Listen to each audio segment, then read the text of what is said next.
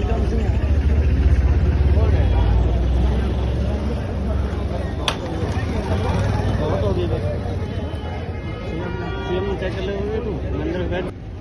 तो वकील साहब महाराज जी को श्रद्धांजलि देने के लिए आया हूँ। यहाँ आने के बाद ऐसा सुनने में आया है कि उनके साथ ठीक नहीं हुआ।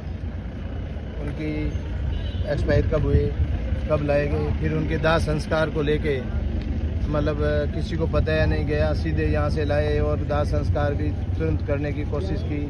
जो विष्णु समाज की रस्म के अनुसार करना है वो नहीं होने की कोशिश की। तो कुल मिला के मैं तो अपील करता हूँ कि शांति बनाए रखें और सरकार से मांग करते हैं कि इसकी न्यायिक या सीबीआई जांच होगी, ये डेरा सही हाथों में जाए। यही मेरी अपील है। अब दो पक्ष इसमें क्लेम कर रहे हैं गद्दी को लेकर, आप क्या लगता है कि कौन सा पक्ष इसमें सही है, किसका हकदार? ये मैं नहीं कह सकता। एक ही पक्ष है, दूसरा कौन है? पक्ष तो एक ही है। एक दूसरा पक्ष है वीरेंद्र जो है वो कह रहे कि वसीयत उनके नाम पर है, जबकि जो गुरप्रीत है संगत कहती है अगर वसीयत उनके पास होती तो उनको एक बेटे की तरह उनका मान सम्मान, उनका दाह संस्कार, उनका इलाज के दौरान लोगों से मिलना जुलना, दर्शन कराने, वो सब किसी को होने ही नहीं दिया और एकदम ही लाके उन्होंने जलाने की कोशिश की। फिर मैंने सुना कोई गोलियां भी चली हो।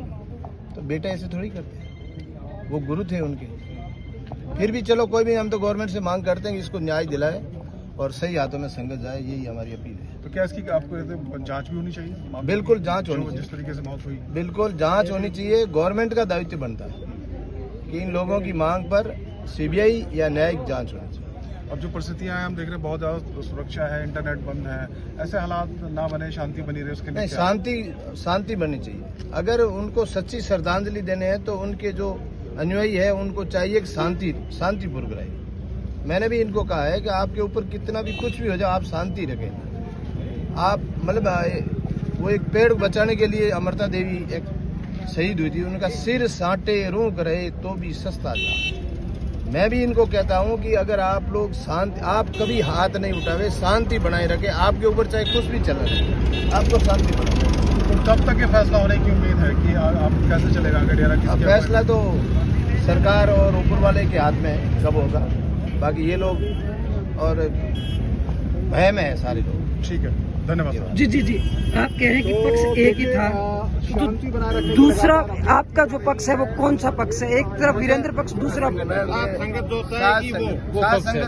तो साथ संगत क्या चाहती है? साथ संगत चाहती है भी किसी तरह कोई भेदभाव न हो। महाराजियों की किस तरह मौत हुई है, उनको इस तरह आनंद फानंद में यहाँ क्यों ले आगे किसी को बगैर बताए उन्होंने दाह संस्कार करने की कोशिश की है। अच्छा, कोई भी मेडिकल की रिपोर्ट आती है बाद के अंदर, उसको वो आती है भी महाराजियों की 21 तारीख को भी डेड हो गई है। ये चीजें बहुत सारी इंक्लूड है। उसने चलो ठीक है, महाराज जी ने उसको गद्दी दे दी, वो उसका दायित्व तो नहीं बनता है कोई किसी तरह का? भाई उसको बताना चाहिए भी साथ संगत इस तरह हो, हम इस तरह दाह संस्कार करेंगे, संगत को प्रॉपर तरीके से दर्शन कराएंगे, रास्ते में भी बताएंगे भी अभी महाराज जी यहाँ आ गए। महाराज जी उन्होंने 8:30 बजे मैसेज दिया, मेरे फोन पे आया हुआ है, और 9:30 बजे डेरे से कोई मैसेज गया, बोल जी ये महाराजियों को यहाँ लिया है। ये सही बात है? आप कह रहे हो भाई ये क्यों नहीं हुआ, वो नहीं हुआ। ये बात संगत, हर संगत कह रही है भाई। क्या बात थी ऐसी? शरीर महाराजियों का जो देखने से हर संगत कह रही है भाई सही नहीं था। उसमें मतलब बिल्कुल ही काला शरीर हो गया है, और मतलब इतना मतलब आप हाथ लगाओ तो उसमें लगे भी चमड़ी उतर रही है। ये कोई बात थोड़ी है जी। बिश्नोई समाज से आते थे महाराज जी, बिश्नोई समाज अब इसमें क्या चाहता है? आप बिश्नोई समाज के प्रमुख हैं। बिश्नोई समाज से भले आओ। बिश्नोई समाज तो 37 कौम के ये गुरु थे और 37 कौम ये चाहती, कोई अकेला बिश्नोई समाज कुछ नहीं चाहता। ये 37 कौम के गुरु थे और 37 कौम ये चाहती है कि इसकी न्यायिक जांच हो और न्याय मिले और डेरा सही हाथों में जाए। बस सही हाथ किनको मानते हो आप? जो गुरप्रीत फैसला संगत कितनी है वो सारी फैसला जो गुरप्रीत जी को इस गद्दी पर बैठाया जा रहा था, दूसरा कुछ नहीं जानता। ये उनके अनुयायी जो भी है, जितने भी, वो बैठ के फैसला करे। वो जी। आपका नाम? देवेंद्र बुढ़िया जी।